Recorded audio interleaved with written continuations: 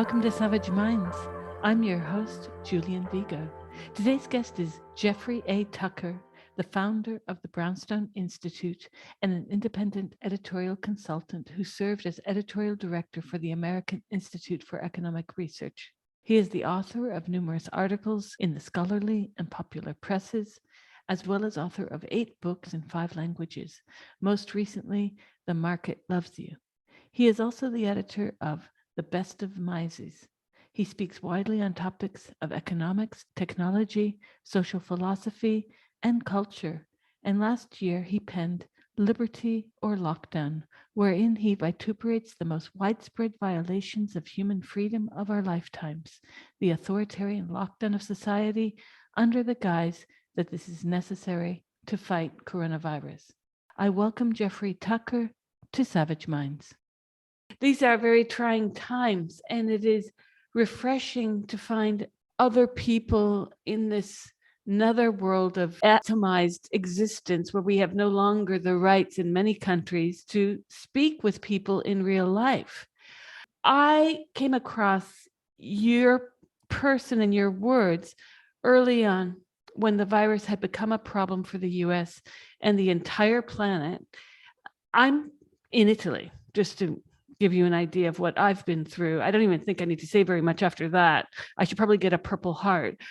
But what I noted early on, and we went through lockdown from 23 February last year, was this political orchestration around the first lockdown and then the run up to the second wave.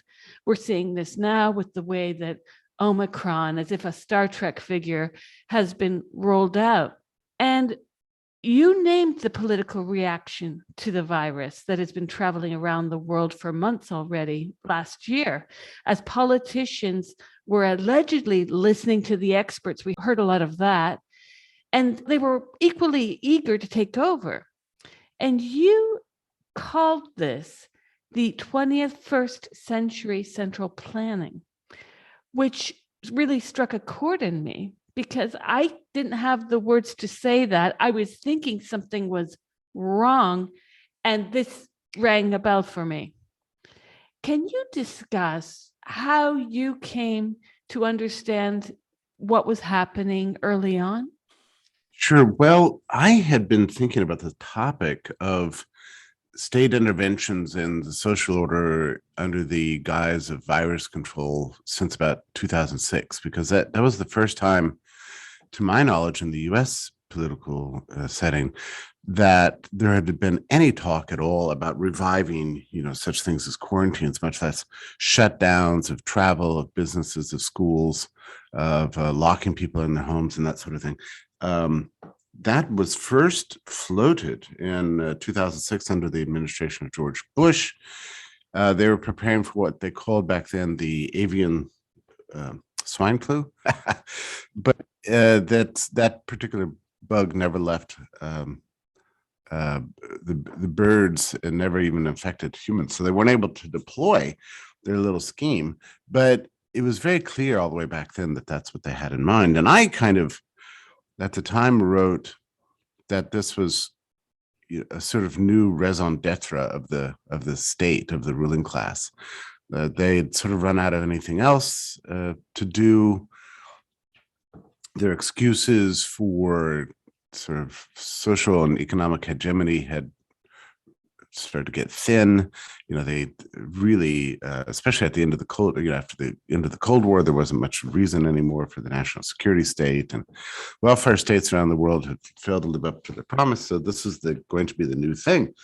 And so I knew that the powers were there, and I knew that they kind of imagined that they might do this, but it's something different to know that something was possible than to actually see it implemented in real time. So I was as shocked as anybody. On March 12th, of course, we had seen the lockdowns in China, then we had seen them in Italy, and that was pretty scary. But Americans, we imagine ourselves to be to have a constitution and a Bill of Rights, and we think that our laws protect our liberties. We also think that for some reason that the American people would never stand for tyranny, never put up with it. and that turns out not to be true. But it all just kind of fell apart really quickly, and I think in a funny way it had to be Trump, because I think if it had been a Democratic president, the Republicans would never have stood it, never tolerated it. I think Trump is the one who made it possible, because obviously he had a lot of fans in the country. His supporters just wanted to defend him no matter what. And so even when he was violating the Constitution and doing this crazy virus control stuff, he didn't come under any kind of criticism from the left or the right, and it made him really popular among the left. And it was probably, and I was one of the few voices speaking out against this thing, back in January 2020, and then again in March when all the lockdowns started happening. I just began to write ferociously about it. Now, of course, it's very different. You have many people all over the world that are against these lockdowns, and protests taking place all over the place. It's too little too late as far as I'm concerned. And this has been going on nearly 2 years. And major media is not covering these protests at all. You won't turn on your TV and Rai Due o Uno here and see the protests in Italy. I've been interviewing many people showing up at the protests here, and it's the only way to get the information as to what's happening. So clearly, not everyone's going to be able to roll up and call protesters on their phone. They've got full-time jobs elsewhere. But it's rather shocking, the collaboration between state powers and major media. They have been so on board with this the whole time, to include the way that they have portrayed Fauci and then the Chris Cuomo show. And it's ironic that CNN's very silent now that he's gone, because that was a mediated orchestra of one lie after another. I've got chills. He looked fine all the time, but I had chills last night. And I found this really troubling, the way that we were sold, in the same way that the war in Iraq came to us through embedded reporters. We were given embedded journalists to sell us lockdown. Mm-hmm. Yeah, it was very similar to the war in Iraq. Yeah, you're right about that. Yeah. And another thing that struck me, and this struck me recently when I was interviewing someone the other day, because I'm so upset about what's happened here. We had a very ferocious lockdown. In what world are we living where people say, let's do what China's doing? They've got a great human rights record. Anyways, I'm sorry. I just get really angry because it's had a huge destructive force on my life. And one thing you will never hear politicians talk about is the kind of economic devastation this will have on everyone over the age of 35, because they're going to be up shit's creek to get a job when things pan out, if and ever they pan out. This is going to be really hard on people. It's not just why do you have a 2-year gap in your CV, sir? This is that plus ageism. Plus, I'm sure you've read a lot of what people are calling conspiracy theory, but we must be careful to call anything conspiracy theory at this point, because there is so much craziness about what has actually been allowed to happen, from the loss of liberty and freedoms, the way that laws, like not just in the US, in Italy, EU human rights law, the Geneva Convention, what has gone on that we have been allowed to experience what, if this were a prisoner in a US prison waiting at capital punishment, there would be the ACLU writing letters about the treatment of this person. How did it happen that it has been allowed for all of us to be put into a prison? Hence, lockdown was a very unsurprising name for what we're going through, because that term comes from prison. Mm-hmm, mm-hmm. That's right. Get back into your cell, get back in your isolation. Don't complain about it. We'll slip you food under the door.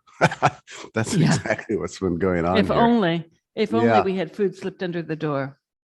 Well, we almost had that in this country because we had lockdowns for the ruling classes, for the people who for the professional workers.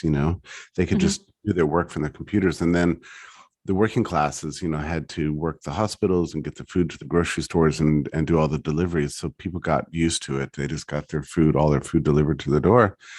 And since the media was telling everybody that you had to stay away from people because everybody's got this terrible disease from which you're going to die, people were scared. So they would, set the food outside the door, ring the doorbell, and walk off, and then you'd open the door. And so it shattered, businesses and communities and schools and churches. And the churches were shut in this country for the better part of a year. And even now, I mean, I was just got back from Washington, D.C. It's really sad, to sit in the airport. Airports used to be fun, bustling commercial hubs in the U.S. And everybody was rushing from place to place. People had places to go, things to see, stuff to do. And then it just all changed. And now, you just look out over the crowds at the airport and everybody's just masked up and nobody's talking to anybody. Everybody's just staring at their phones. People sort of shuffling from place to place. It's really shattered the whole sense of love of life that people had. And now we have a gigantic worker shortage in this country. And it's not just purely for economic reasons. It's because so many people have lost the sort of ambition for life, that sense of progress and hope. It's just been taken away from them.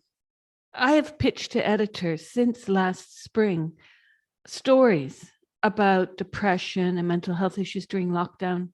Every single one told me, no, we can't run this. It will look as if we're against lockdown. And I wrote them back invariably. And I said, I don't know why you would even say that, because the number one critical factor after economics and suicides is this. And we can quantify suicides. We cannot actually quantify mental health because you're going to have a lot of underreporting. You're going to have people that don't know what they're going through. I've been there.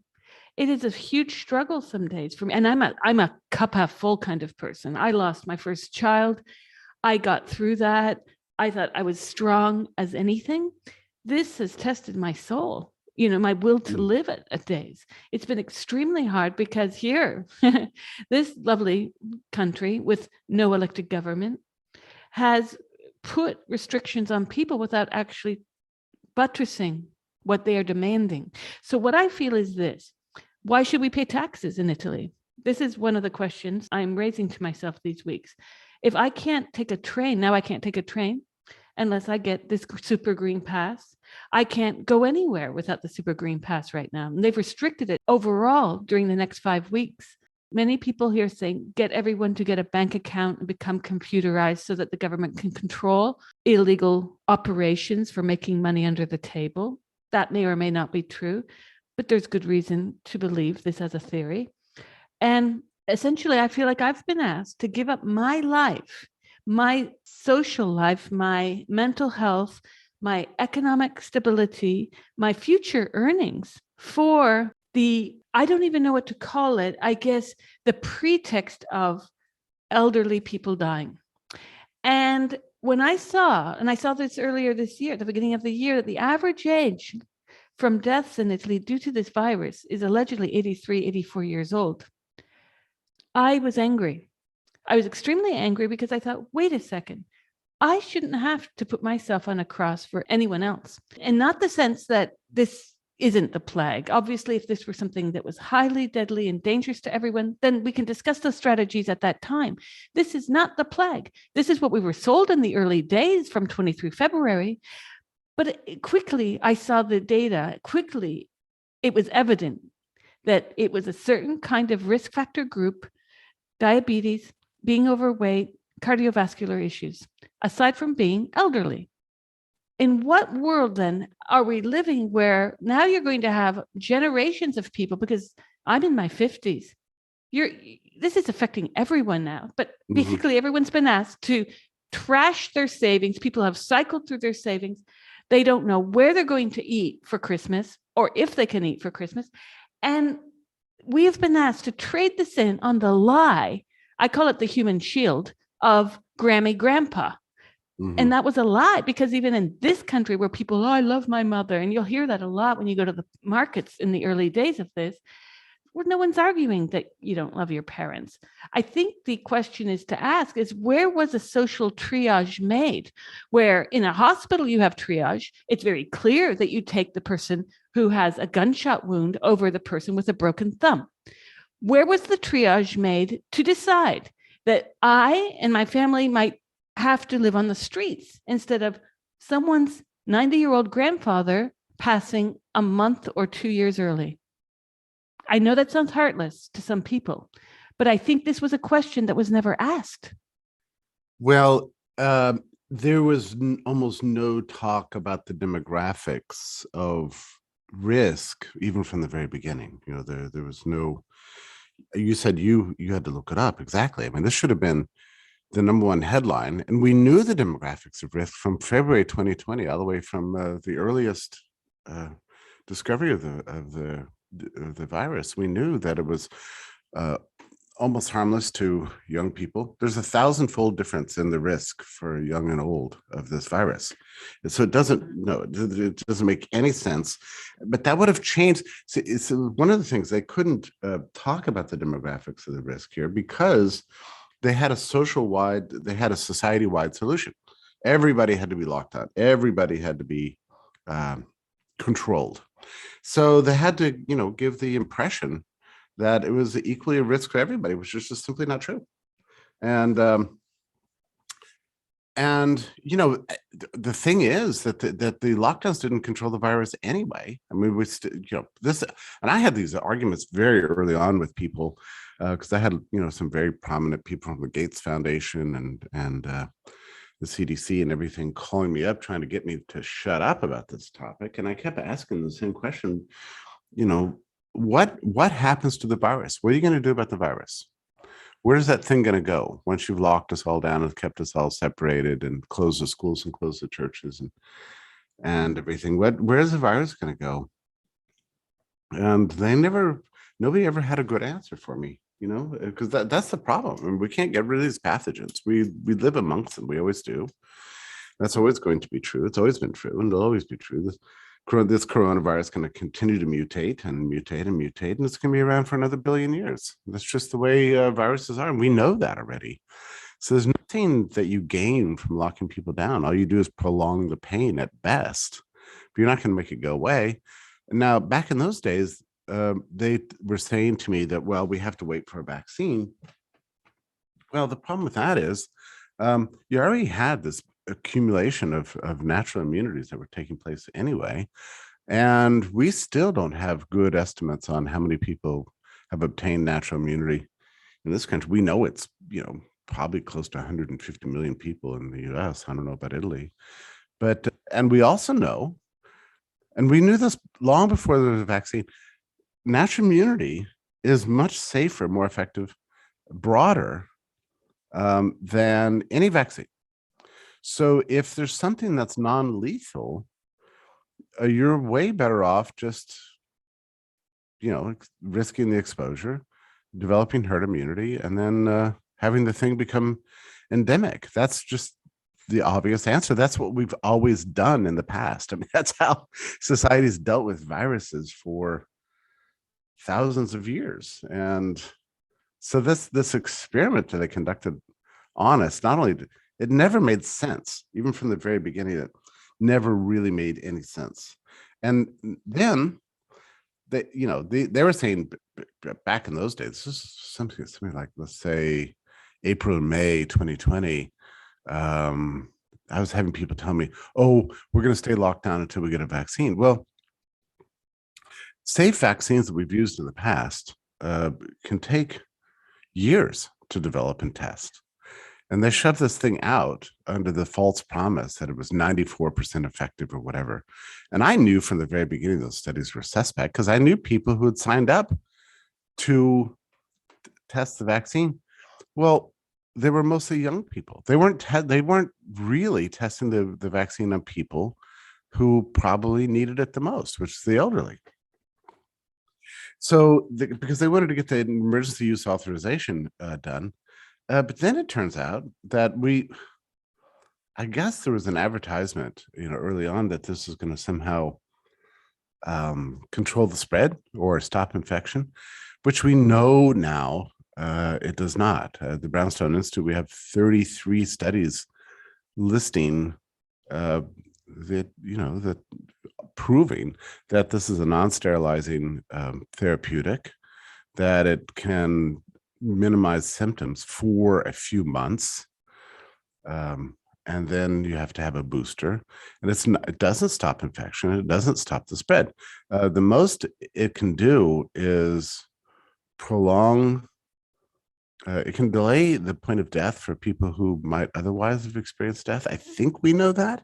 I'm not sure that we know that, but that seems to be the best that you can say about this vaccine. So none of these passports and segregations and all these brutal treatment of people makes any sense. It doesn't make any sense scientifically, and it certainly doesn't make any sense from a humane, social, and economic point of view. Well, certainly people are on Twitter declaring if one more person makes a comparison to Nazism with these green passes, I'm going to block you. And I can understand disliking comparisons, but comparisons exist because that's all people have in lieu of a meme with a fluffy cat on it. People are exhausted. And I see the spirit of the comparison. Let's put it that way. I think when we start to control populations based on a lie, I'll give you an example. Oh, it's going to be hard not to laugh on this. My two children go to the same school. They are in 2 different years because they're not twins. And I have to stand in a queue, and each one goes in at a different time. This is the biggest hokum I've seen in my lifetime because it's been allowed to perpetuate since they started school in September of 2020. This is unscientific, obviously, because not just myself, but there are many families out there with several children in different years. So I'm sending, let's just say, my 2 contaminated children into years 1 and 3, another one into years 4 and 3, and and so forth and so on. There's zero science to the staggered entry and exit times. They have been able to convince people that this is a necessity. And tomorrow I'm going to crash a meeting with this province's health minister because they are now having families. This is such a joke. I'm sorry. It really gets under my skin. They are having families who have refused to sign, which is called a pact of co-responsibility for education. They are elbowing us to sign it by having an online webinar to participate. And so I look at it, and basically it's lasting 2 hours, but it's them, what I suspect, going to give us a lot of fake information as to why we should sign it. And I'm going to go there both as a parent and a member of the press and ask questions, because many parents here have not signed this pact for many reasons. One being it's a unidirectional pact. It's illegal. We are not punished, and they cannot punish us if we do not sign it. But one must wonder why this is being rolled out. One illegal document after another, lies being told by politicians, illegal lockdowns. And now in Italy, if you want to protest the price of eggs, you're welcome to protest the price of eggs. But if you want to protest anything related to COVID measures, you cannot do it in the center of towns. This is really shocking to me. Like, what world are we living in? I have to keep asking myself this, because we've been tortured. What we have been put through here. I really feel that the parliamentarians in this government, the current and past president, should be put on trial. I believe this for all the leaders who have voted for this nonsense, because we've been put into a kind of torture. It is not solitary confinement for those of us with children, but for single people, yes, they've had their very different mental health issues. For those of us with children, we've been told to, as you mentioned earlier, work from home because you can, educate your kids. And when you have a child who is not in school, such as my son last year, and then my daughter who was in school, how are you supposed to homeschool 2 kids while working full time? Like, no one thought this through, or they just thought we'd go along out of fear and say nothing. And this has been allowed to go unquestioned. So Italy, among many other EU countries, have broken many human rights laws. And where is the EU in all this? Absent. And so when I found your institute, and I found your institute also because I've interviewed two of the Barrington Declarants, Martin and Jay, and I was very impressed by what that declaration offered. And the Brownstone Institute was formed earlier this year. You've published many articles opposing various measures against coronavirus. And on your website, what really impressed me was this, and I'm just going to read this out because I think this is an important note to what's going on today and the attempts to discredit both the Great Barrington Declaration, this institute, and anyone like myself who speaks out and is from the left. I'll be slurred as from the right or whatever. It says this, the Brownstone Institute is not about partisan attachments or exclusionary ideological labels. Our content is neither left nor right, though our contributors have their own views. As an institution, Brownstone celebrates democratic institutions, freedom as the path to scientific progress, a trustworthy system of public health, a vibrant culture, and economic prosperity. We also share a concern for all members of society, including the poor and the working class. In accordance with these ideals, we publish a wide variety of perspectives and viewpoints, including contradictory views by different authors. And I was like, yes, this is what media should be doing. And as an institute, you're doing what CNN and Fox and all the rest should have been doing. Well, to be fair, Fox has been more even keeled on this subject and many others.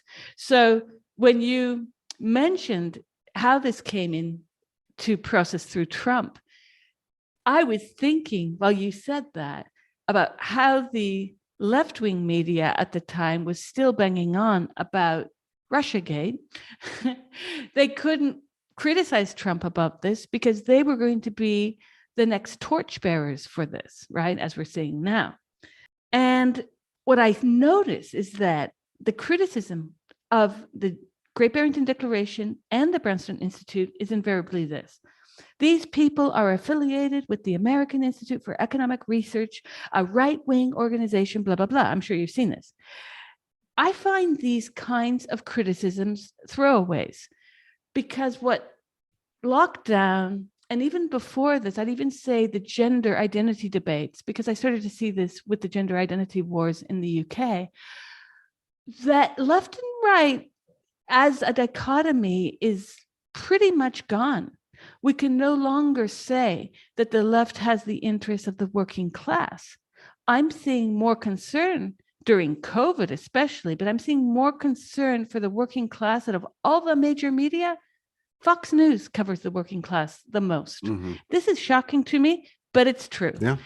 I am not seeing the left acting very left-lean. Right. That said, I might say that the traditional right, maybe as it was caricatured by the left, Bible thumping, gun toting, narrow-minded racists, well, that caricature has likewise been exploded by BLM, COVID, even the recent sentence last week of that actor, Jussie Smollett. We're seeing that racism and all these other isms are two-way streets, that one can be on the left and be a perfect racist because making everything into race becomes its own form of racism. Similarly, asking why lockdown measures are happening in this way does not mean that you think the virus was invented and that there's microchips being implanted in your head. It means that you're asking just that question. And there seems to be a ready-made apparatus by mainstream media like CNN and MSNBC to shut down all discussion, such that we were given the Dr. Fauci show. And this to me is frightening. And it's still going on. I mean, he's still probably, this was Sunday in the US, and he's probably on TV right now going on about Omicron and how we have to be careful and lock down and mask up and get vaccinated and get boosted third, fourth, fifth times and so on. Yeah, it's just been an amazing thing. On this left-right issue, it hasn't mattered to me at all. By the way, I wrote an entire book, at the start of the Trump era called Right-Wing Collectivism. And it was what I attempted to do was sort of trace or in the Portuguese title is Collectivism of the Right, to trace another form of this sort of authoritarian thinking that's not just from the left, it's not just Marx, but there's a right-wing version too. And that's the whole purpose of the book, was just to kind of trace that out and explain that to people, that you can get despotism under the left or the right. It doesn't really matter. So I had real credentials in this area. And I was warning about Trump, that I thought that he didn't think about freedom the proper way, basically.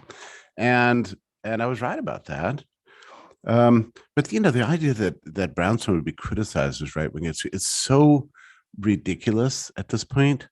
I don't, I was thinking about, held a big party Brownstone event last night, and I think most of the guests 2 years ago would have thought of themselves as being from the left, but I'm not sure they think about themselves that way anymore. Other people might have thought of themselves as being on the right, but I'm not sure they think of themselves that way anymore. The lockdowns and the mandates, as you said, have shattered these old categories, and really raised fundamental questions about what kind of society you want to live in. And I don't care if you're left or right or completely non-political at all. You want a society that functions. You want markets that function, and you want human rights, and for people to be treated with dignity and respect for their human person by virtue of their humanity, and not to be part of somebody else's mad science experiment, which is what all this was about. And that is more urgent, I would say, than any of the particulars concerning the things that have traditionally divided left and right. We have to have a consensus. We have to renew a consensus in favor of the basic Enlightenment values before we can even start talking about all these other particulars and things that used to divide us. And so that's why I started Brownstone, was just to get the topic back on question. What is civilization? What kind of society do we want to live in? How do we want to regard the human person? We have to ask these questions because what they attempted to do to us, starting in spring of 2020, was take away our humanity. We have to get it back somehow. I think it is gradually coming back. I noticed the New York Times this morning has a very interesting editorial that doesn't come around completely to the Great Barrington Declaration, but they do admit, I'll just read you one sentence. It says, too many Americans are still paralyzed with doubt and fear over each new uncertainty. They're speaking about, the virus. As trust in government and other institutions to manage the virus ranges from shaky to non-existent. So that's the New York Times this morning admitting, the editorial page, admitting that the lockdowns and the mandates has shattered people's trust in government and the media and public health generally. I mean, it's gone. They say non-existent. I wouldn't even go that far, but they're saying it's shaky to non-existent. That's how bad it is. And we don't know what that means. I mean, what our future looks like in a world in which nobody believes anything, coming from any government official or media or public health or science, that's not a world I want to live in, but that's the world they created by their grotesque experiments on the human population that began almost 2 years ago and are continuing on under new guises. This new segregationism is an incredible thing. I mean, just separate the clean and the unclean in a democratic society is disgusting, but that's what they're doing. You're listening to Savage Minds, and we hope you're enjoying the show. Please consider subscribing. We don't accept any money from corporate or commercial sponsors, and we depend upon listeners and readers just like you. Now, back to our show.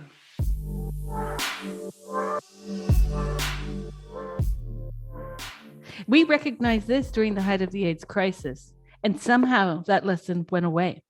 And I'll tell you something, these vaccines, we have to put the word in quotes. I've never seen a vaccine where you carry the virus all the same. In fact, they're calling those of us who haven't been vaccinated selfish.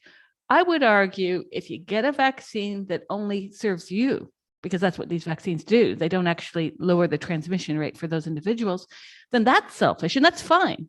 That's fine. Take it. I'm not judgmental about people who take it, but I find the rhetoric completely opposite day around this. On top of this, as I mentioned, the average age of death here is 83, 84, depending on what statistics you read.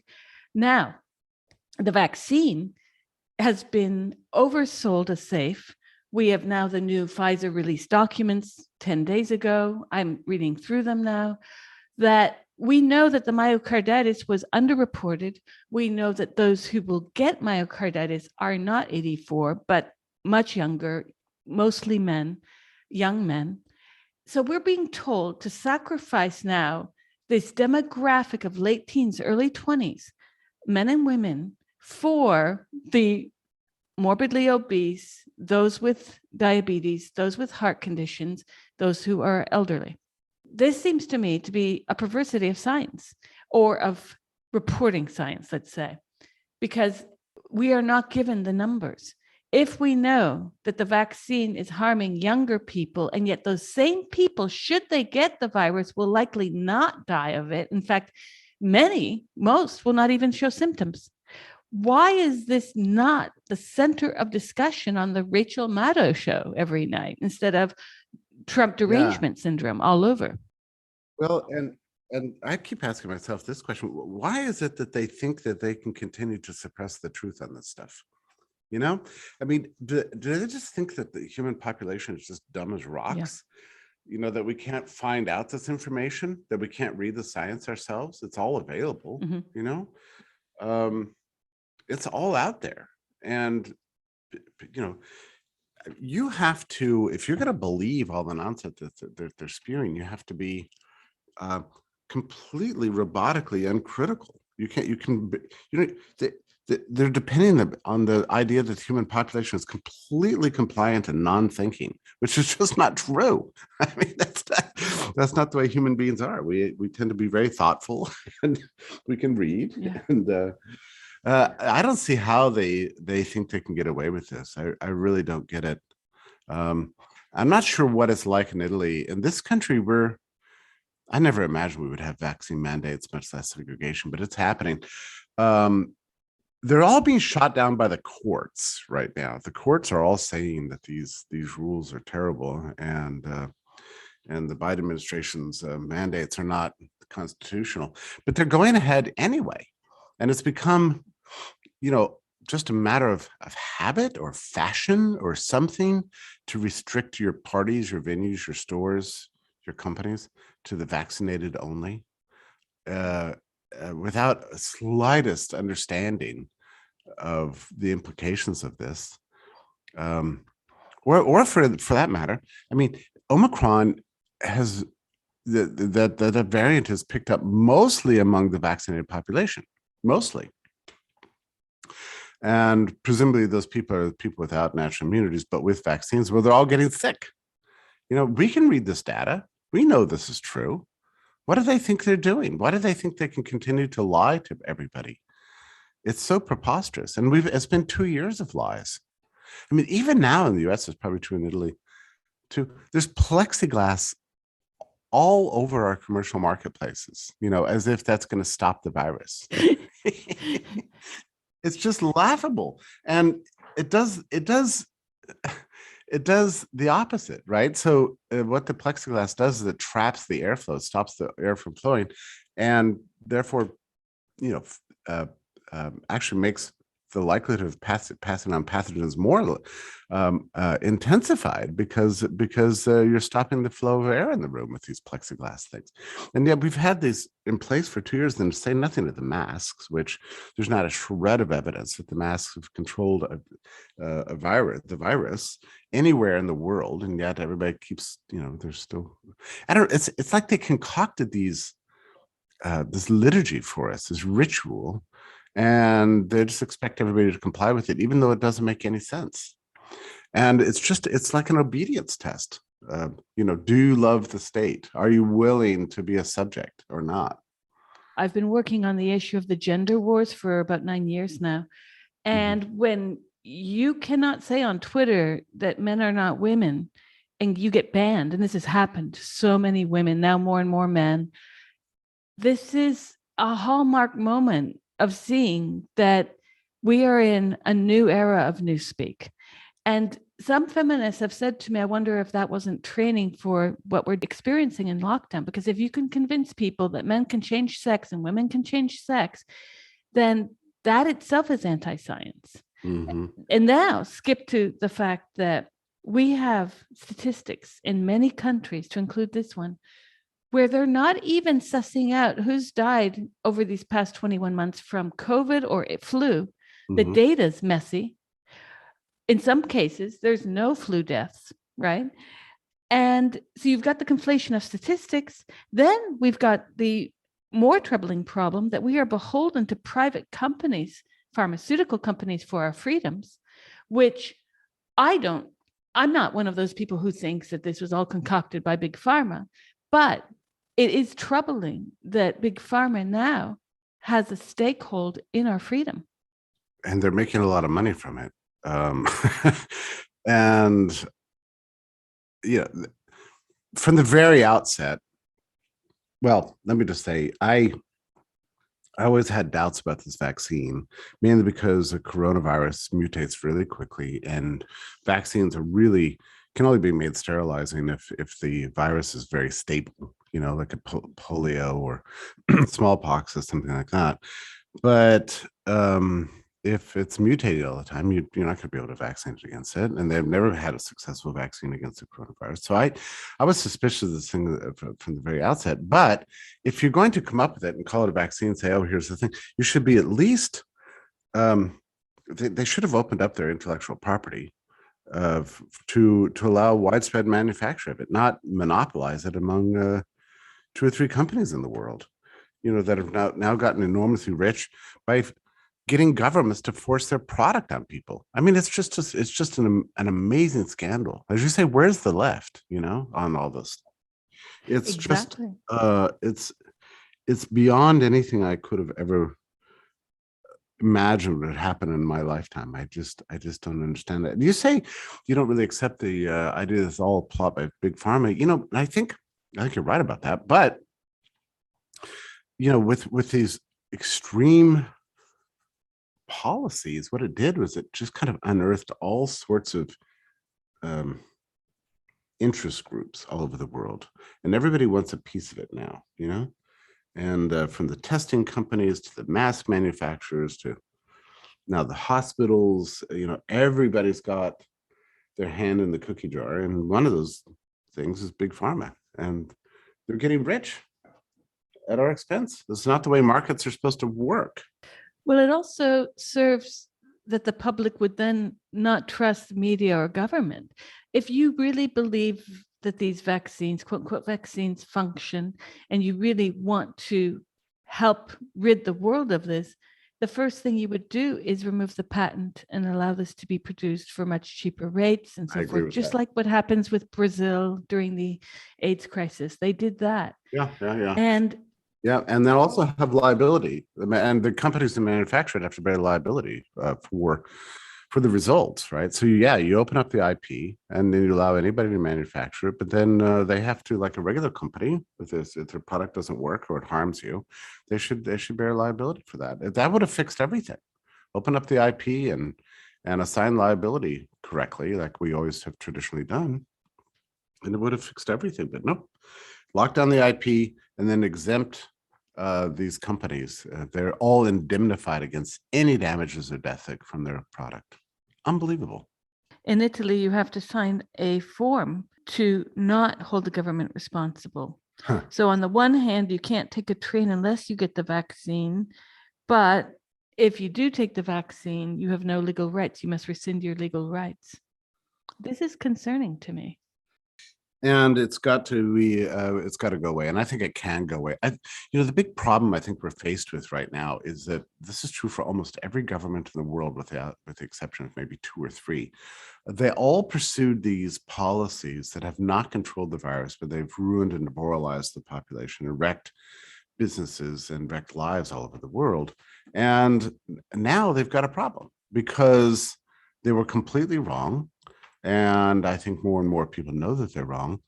Now they're in a position they have to either admit it and apologize and face justice, or continue to distract people with preposterous policies like this, vaccine mandates and segregation and that sort of thing. I think that's really what's going on here, is you have just governments around the world realizing in a sort of mortified way that they engaged in a terrible set of disastrous policies that wrecked public health, and they're trying to delay the day at which they're held accountable for what they've done. And they're continuing to do that by creating more and more of these mandates and policies as smoke screens for their own failure. But it's not going to work. And we do live in an age of information. You can get the information; it's out there until they shut us down. But they can't shut us down. They're not going to shut us down. There's no way they can shut us down.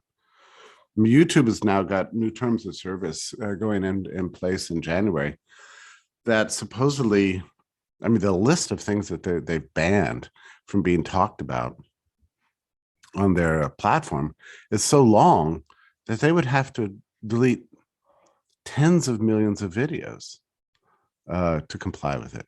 I just don't believe they can do that. I think there's no chance that they'll be able to do that. And what's happening as well is people are abandoning YouTube, just like Brett Weinstein and Heather Heying have gone over to Odyssey. More and more people are going to competitors of YouTube because they can't be arsed to move home, basically. That's a lot of work as well for the user. And they don't want to throw their trust to a corporation that doesn't have free speech at heart. Yeah, that's right. Now, YouTube is probably the first or second largest, most trafficked site in the world. And these competitors, Rumble and Odyssey and BitChute and these other companies, I think combined don't equal YouTube's traffic. Right. But that's starting to change, and it can change more. And we're seeing a lot of companies that are going to be rising up to challenge these tech monopolies. The tighter they get, the more they incentivize the competition to come along. So yeah, we're living in dramatic times of change. We're seeing changes in technology, the platforms we use. People don't trust Google anymore.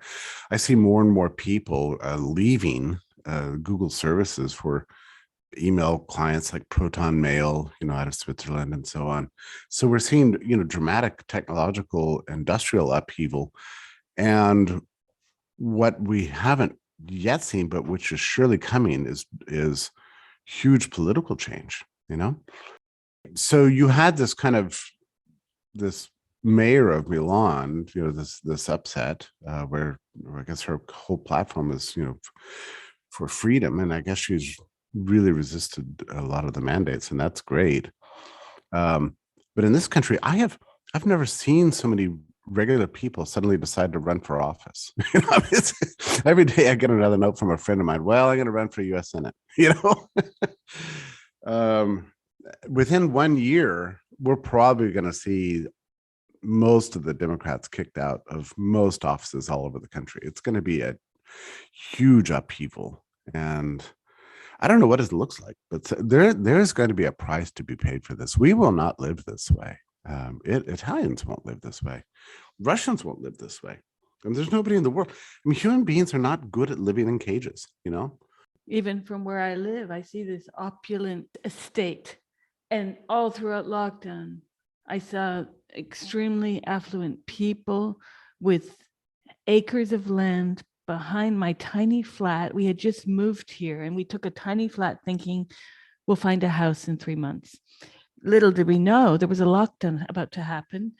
And watching this family outside my house, there were moments when I just thought I would go insane, because the haves and have-nots, that's what's deciding this lockdown and who's in agreement and who isn't. It's not always the case, but it's generally the case.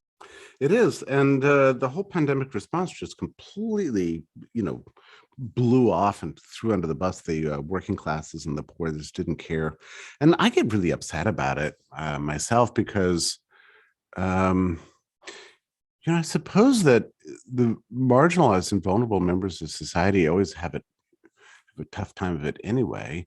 But under the lockdowns and mandates, it's been brutal. I ran an article, I guess the day before yesterday, by a student in Canada who's blind, so she can't see. She has a little bit of light that she can detect in one eye, but she also has cerebral palsy, so half of her body is sort of paralyzed.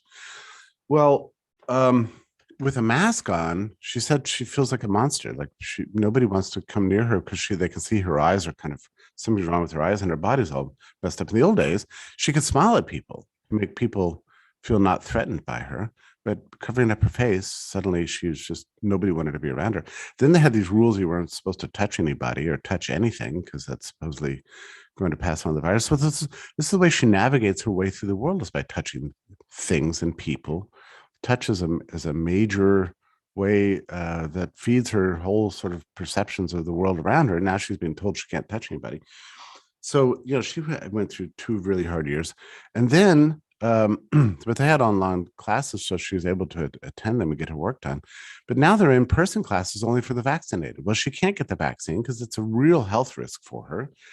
And now they've abolished online classes. So she's just been completely excluded from all of society and is deeply depressed. And this is, she's a good soul who was trying to do the right thing. And now her life is ruined. So I ran this article and I really expected it to get a lot more attention than it did. Unfortunately, I think we've just become more callous these days. We don't have time anymore for compassion for people because we're all just trying to survive. It's become a savage and brutal and nihilistic world of lack of concern of others and just selfish concern for oneself and survival. And it's incredible that we could have been reduced to such a primitive state of brutalism in a mere 2 years by governments all over the world. Astonishing. And isn't it astonishing that it's the left that's been pushing this, the compassionate material reality left? It's insane. I'll never forget the Pelosi video last year. I understand why people hate her now, because she was in front of one of her many $20,000 refrigerators where she's taking out of the freezer this very posh ice cream and eating it and talking about lockdown hardship. And that I wanted to jump across the screen and, I mean, I could even laugh at Arnold Schwarzenegger's goat videos more so. This is a politician who's living in a house with a kitchen that's larger than most of the flats in New York City.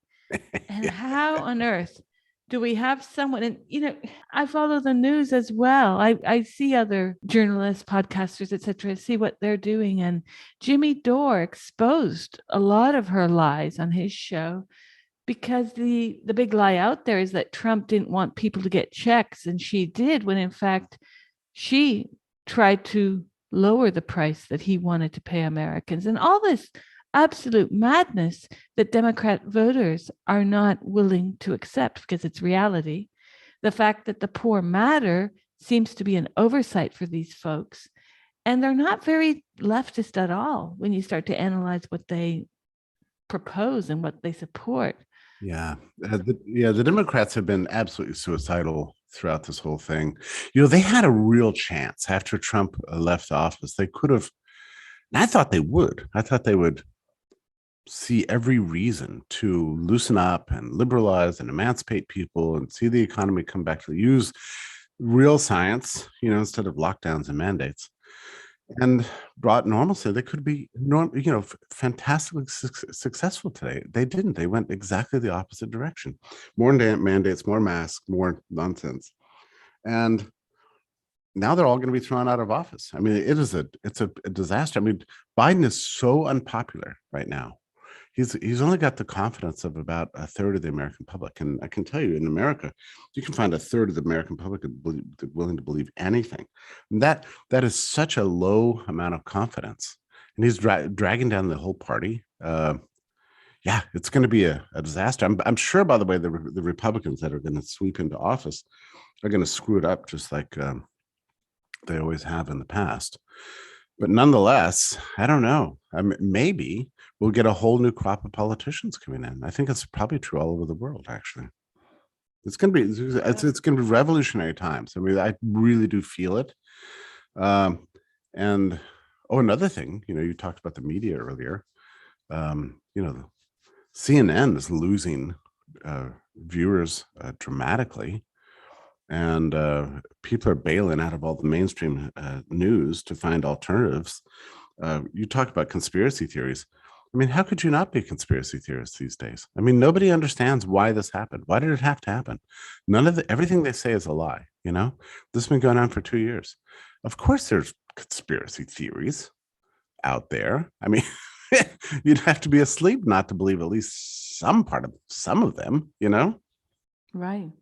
And plus you have the reporting of certain types of papers, certain types of peer-reviewed papers, the ones that say what they want to be said. And the cherry picking of science has to end. I'm not a big fan of regulating media, but there needs to be something done, because if all we have is Snopes, then we're in trouble. Oh, gosh. There is no way for most people who are working or now being locked down, or they've lost their jobs and are now searching for a job, which is actively more time than working. So you've got loads of people who are overwhelmed and don't have the time to read all these science papers. When I went to the Brownstone Institute, I was very impressed to see the kinds of studies that you have that have shown the 120 studies on natural immunity, for instance. Exactly. Right. Why is this not being covered by mainstream media? Because, as you said, the truth is going to come out, and these media outlets will have to address their dishonesty, no? Or maybe never. I think they will have to address it, and we're starting to see the first signs of that. I read that line from the New York Times this morning. I mean, even the New York Times this morning was saying, let's get rid of the plexiglass. This is dumb. Well, who did it? It was the CDC that did that. You can look it up. I mean, yeah, plexiglass is just stupid, but the CDC recommended it, even mandated it for businesses all over the country. Where's some truth and honesty about what's taking place? They cannot suppress the truth forever. It's just not going to work. And it's going to be a generation or 2 or 3 before there's even going to be the beginning of restoration of some sort of trust in government, public health, and media. It's just shattered for basically everybody alive, Yeah. And now let's not even start to talk about the vaccines, because one thing that frightens me about the vaccines is this, Jeffrey. How are they going to roll this back? How do you roll back the fact that you've given people a very leaky vaccine, where now they're going to have to be getting injections every how many months? 3. What are you going to do when the science comes out to show that maybe or likely this was unnecessary and that maybe no vaccine was the better option? How do governments answer to that without there being a total revolution? See, my worry is that if the truth were to come out, the people would rightfully be literally in our country up in arms. And you're right. A vaccine is very personal, some medical guy shoves a needle in your arm and pumps a liquid in that you don't know anything about, and you're having to do it under duress. There hasn't been anybody who's gotten a vaccine probably in a year. Well, let's see. Yeah, well, I would say probably in about 9 months, who really wanted it. If you wanted the vaccine, you could have gotten it, in the spring. If you're getting vaccinated now, it's because you're being forced into it, pressured into it, and people resent that.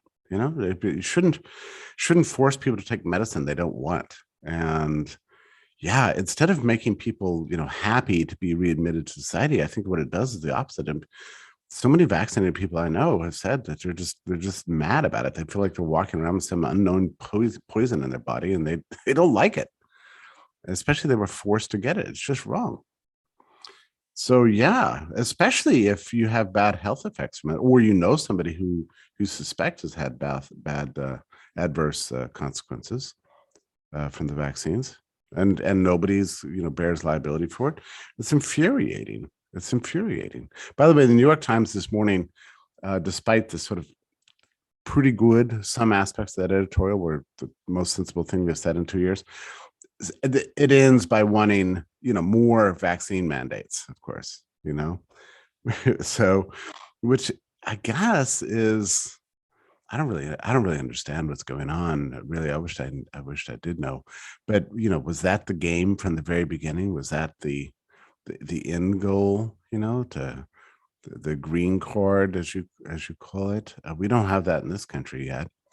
Um, but maybe it is just driving us toward this China-style social credit system where the extent of your rights are entirely dependent upon your opinions and your willingness to comply, and they just destroy everybody else. That's it's funny. It's very much like an ancient concept of what is liberty. The only free citizens, and even in the best of times in Rome, were the ruling class, and everybody else was considered inferior, and you could exclude them. The merchants and the slaves and everything else, and that seems to be where we're going. Just a restoration of this ancient idea of non-enlightenment idea of liberty. We never thought it could happen in our times. You mentioned something earlier about the Nazis and how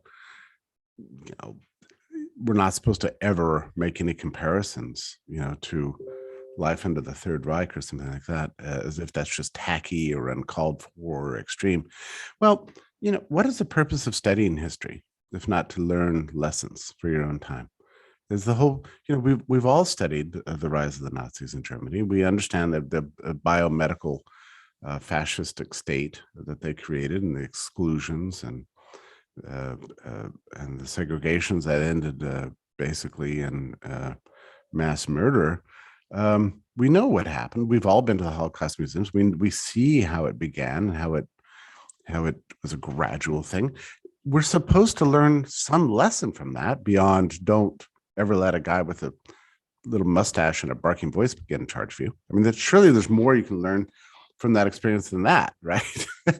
So there should not be some sort of ban of discussion of this, because there's certain features of that regime that ended in a very extreme way, but there's a trajectory in politics that is very similar, to regimes across the world, and we have to learn these lessons so that we don't repeat them.